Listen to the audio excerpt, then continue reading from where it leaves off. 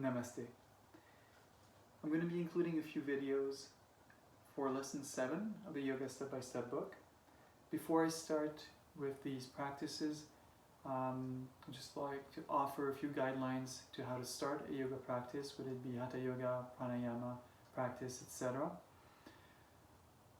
It would start with transitioning between activities in your life.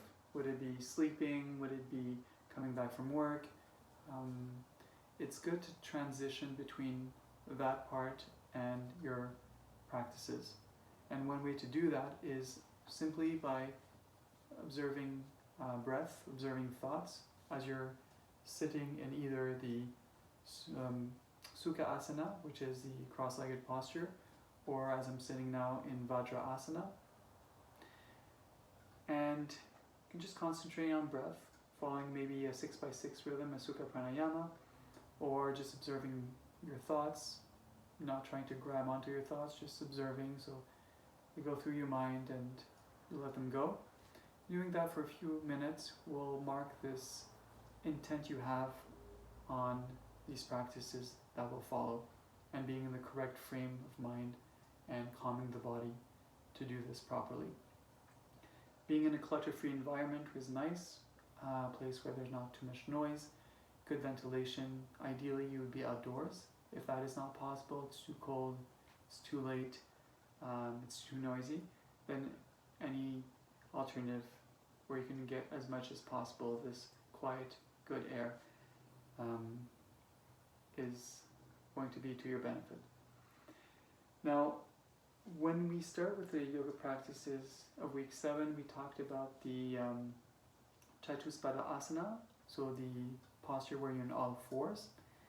And I'll start demonstrating this practice with a frontal view, where you can see that I am keeping my hands to the width of my shoulders on the floor. And as I move to the side, you'll see that also the top part of my legs, so this area is at 9 degrees with the ground. And so are your arms, your back should be straight, so neither sloping down or rounded. And in this posture with your knees together, your toes, you're in the Chatus Asana. So in this posture, it's so very good for your internal organs. When you're standing, they're squashed down, but as you put yourself in all fours, then they're pulled in a different direction, so relieving some of that pressure buildup. It's also good for your spine. Instead of compressing all the vertebrae as you're standing up, it helps release this. And this would be the Chatus Asana. So you can practice deep breathing in this posture, and often it is the starting point for the Chatus Kriya, which is more dynamic as you are moving around. As you do this, you're putting different pressure points onto your body. And as soon as I do that, I realize that my watch, for example, might be cumbersome. And I could also decide to remove my eyeglasses. And if I had any jewelry that was hindering movement, that also would be a good idea to remove those before you start your practice. So as you're moving around, just feeling different pressure points onto your wrists, elbows, shoulders, back, the knees. If you can find some place where it's padded, if your knees are sensitive. And then just moving around.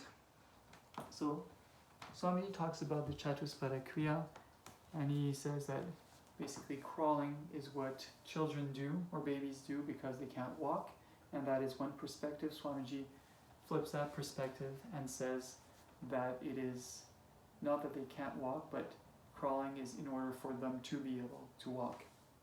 And it just shows the benefits of this practice. From the Chatus Asana, we can practice the Vyagrah Pranayama. So Vyagrah Pranayama is the tiger's breath, and it goes very well, obviously in sequence, with the practices in lesson 6, 5, 4, 3, 2, and 1.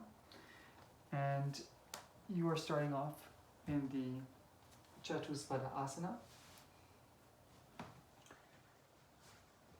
And when you've established yourself in that posture, and then you can start with breathing, and in your breathing you will start lowering the stomach, bringing the head up as you breathe in, and then as you breathe out, you're rounding the bottom, lower back, and then letting the head dangle between the arms. So you're adding this movement. These cats, these felines, are very powerful, and some of the power comes from the diaphragm. And so as we're breathing in and out, these are the qualities we're trying to develop with these pranayama. So I'll demonstrate with 3 rounds. You can do 3, 6, 9, 18. Any minimum is 3, and for demonstration purposes that will be sufficient. So from the Chatuspada Asana, you breathe out and breathe in. 1, 2, 3, 4, 5, 6.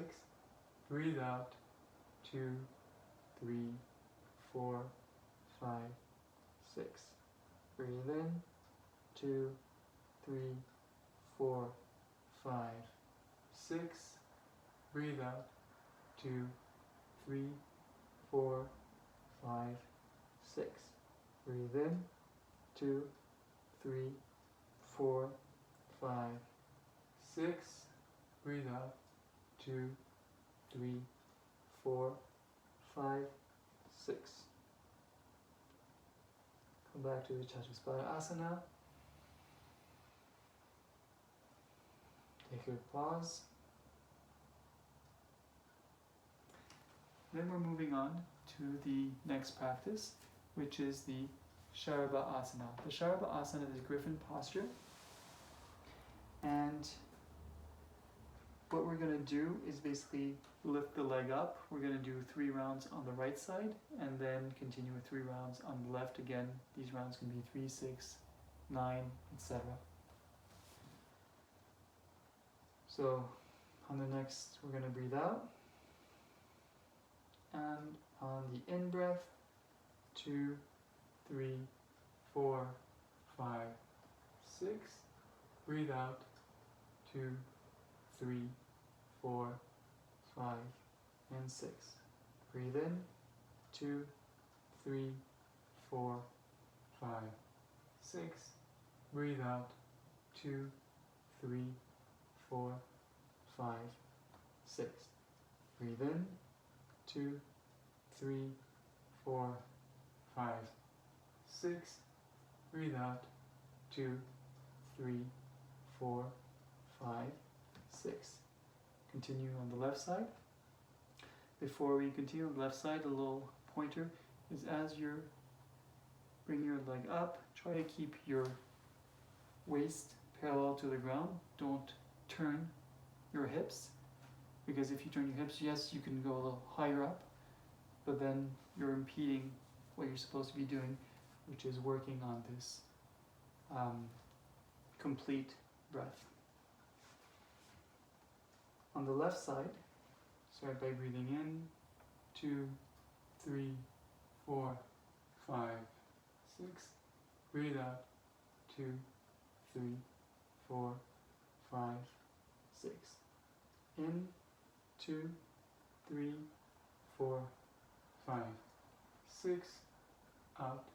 2, 3, 4, 5, 6.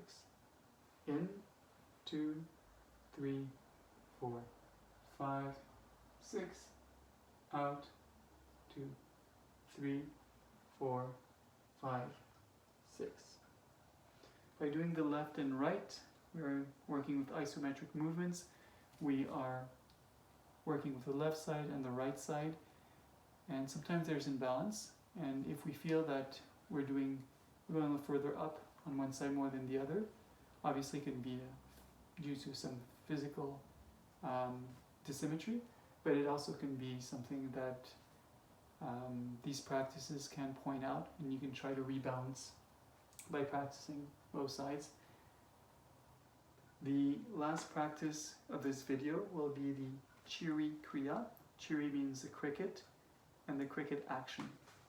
So it is very similar to the Sharabha Asana in how it starts, but you bring, on the out breath, you will bring your head to the knee. So I'll demonstrate 3 times on the right and then 3 times on the left. Breathe out. Breathe in. 3, 4, 5, 6. Breathe out. 2, 3, 4, 5, 6. In.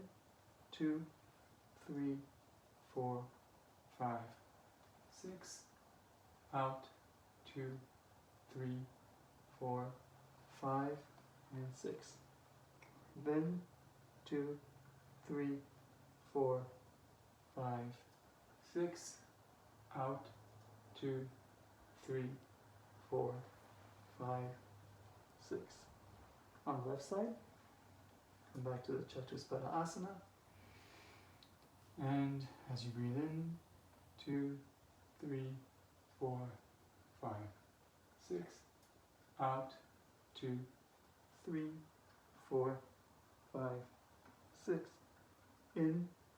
2, 3, 4, 5, 6. Out. 2, 3, 4, 5, 6. In. 2, 3, 4, 5, 6. Out. 2, 3, 4, 5, 6. Come back to Chatus Asana.